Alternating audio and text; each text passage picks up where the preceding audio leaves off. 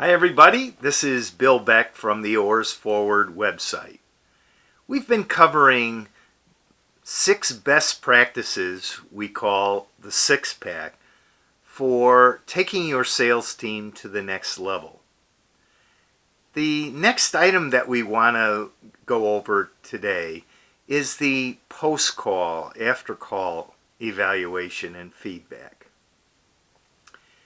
This is an important part after you have come out of a sales visit, had a sales conversation as a sales coach.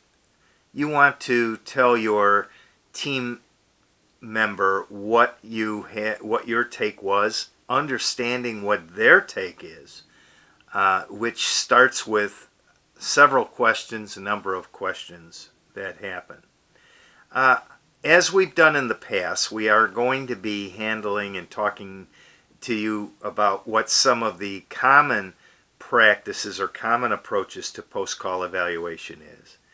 And then we compare it to the best practices done by high-performance sales teams that are really moving to the next level.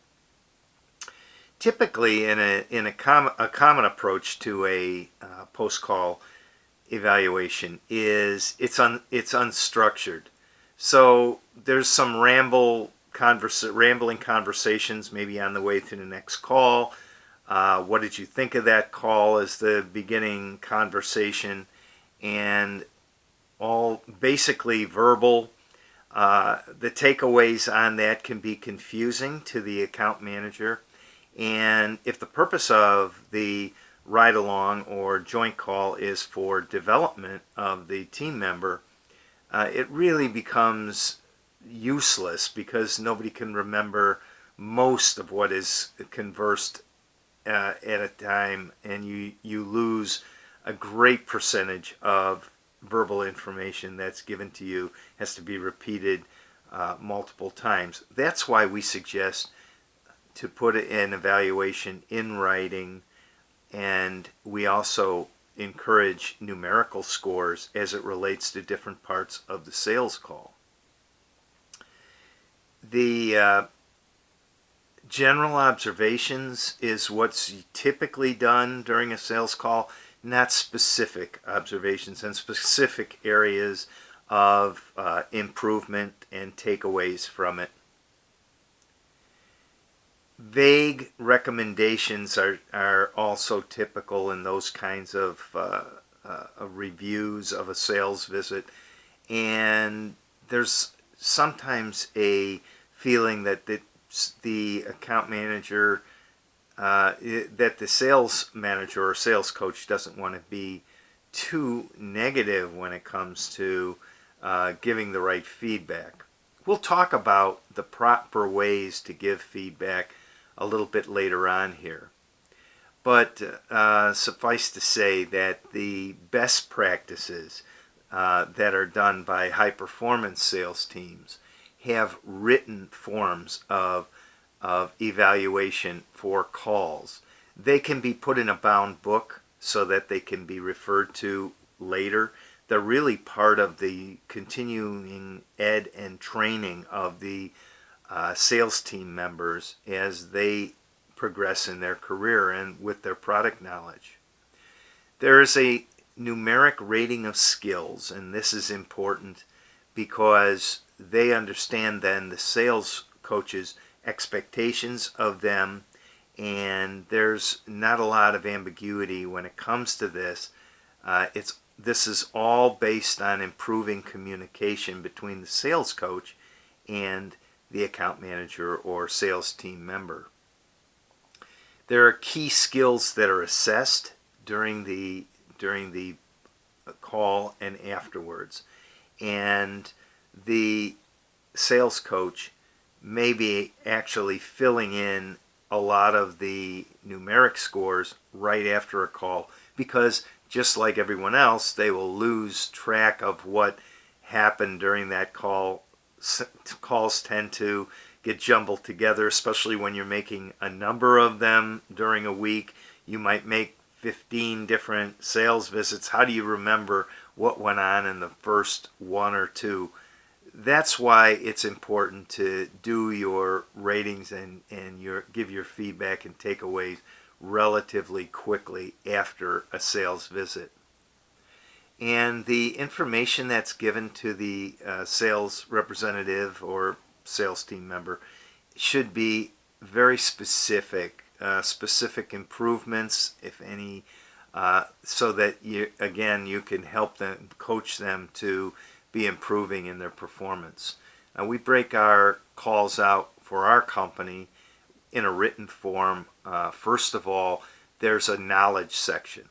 This is the information that the account manager actually brings into the call. What kind of research have they done? What kind of information have they gathered on the industry that the customer or prospect is in? What is trending in that industry? What is going to be valuable for that customer? Some of this comes back to the pre-call plan and how well they have been schooled in the pre-call plan and prepared for it. Their knowledge of the competitors and competitive environment is important. The competitors of the customer or prospect, also the competitors of the sales team that the sales team member belongs to. These are organizations, companies that may be doing something that they needed to be aware of, or they can listen to something that comes from a sales call that makes them aware of different things that their competitors or this company's competitors are doing. So how well do they prepare? This is a section that we work on with our account managers. How they open the call. Was it done smoothly? Was it a bit awkward? This would be a specific recommendation or an observation. Also, are they adequately developing the customer's needs? Did they ask the right questions to understand where this customer or prospect is coming from? What kind of timeline is the customer on? Was the customer stating any objections when there were some different ingredients or solutions that were offered, and how well were those objections actually handled from there? If there was a demonstration or a presentation, how was that done? And did it allow for open communication between the customer and the account manager or the sales coach that was there as well? How well did the account manager show that they were knowledgeable in that product area? This always takes on a little different feel when they're making calls with an account manager for one of their suppliers, because they're really supposed to be the experts in that product line, and the account manager for the representative should actually take a bit of a back seat to that and listen and learn regarding these products and ingredients. And if there was any suggestions on how the demo could be better or what the takeaway from the demo was, that should be listed here as well in a post-call feedback and evaluations.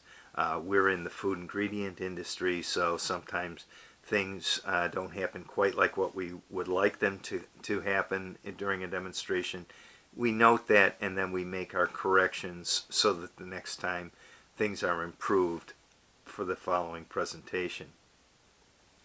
How do you give feedback during these opportunities for growth? The feedback should be deliberate and it should be consistent. You can begin with questions as it relates to what went on during the call, and get the take from the account manager and how they are doing and how well they are reacting from the call. What was their take on it? How did they feel it went? Is there any specific observations they'd like to make the observations made by the sales coach should definitely be specific and focused for the account manager, as this is part of their training. You should focus on behavior and not the person itself. So how did they behave, or what was the behavior during the call? How can that be made better? How do they take it to the next level? I like to use a sandwich feedback technique. That is, I give a positive observation, followed by something that would be constructive criticism, followed by another positive observation. It seems to work well, and it helps people maintain their, I guess, level of dignity and how they feel when they have been constructively evaluated like this. I hope that you've gotten enough information regarding this. If you have particular questions regarding the post-call evaluation or the pre-call planning sheets, please reach out to me and I'd be happy to help you with that. If you'd like some additional information on the post-call evaluation, check out our podcast that's located and available on iTunes, on Google Play, Stitcher, and other podcast applications. Also, go to our oarsforward.com website, and there's a lot of information that's been given there that you'll find valuable. There's white sheets to download, and there's also an ebook there that's specifically targeted towards those that are doing the coaching and managing of third-party sales force, like distributors and manufacturers, reps, or brokers. So we will be offering the next part of our six-pack during our next presentation, and I hope that you find these to be informative. Until then, I wish you good coaching and good selling.